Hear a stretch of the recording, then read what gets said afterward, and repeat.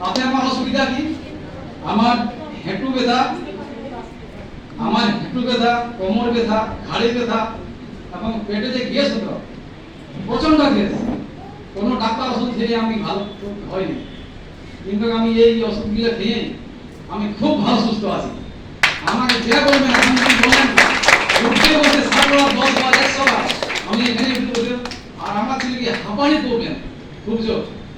একটুকু হাঁটতে গেলে আমি কিন্তু খুব জোর হাঁপাতাম আমি। এইটা এই শিবাক্ষণ এবং এমনই দুষ্টার খেয়ে আমি খুব ভালো আছি বা অপরকমই ভালো রেখেছি। হ্যাঁ, আমি যে এই যে পেন যে করতাম, এই পেন করতে আমি নিয়ে পারতাম না।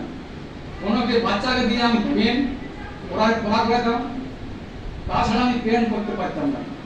এত এই যে শিবাক্ষণ এমনই বুস্টার যে গুণিয়া আমি আর কোনোদিনই বলতে পারি না।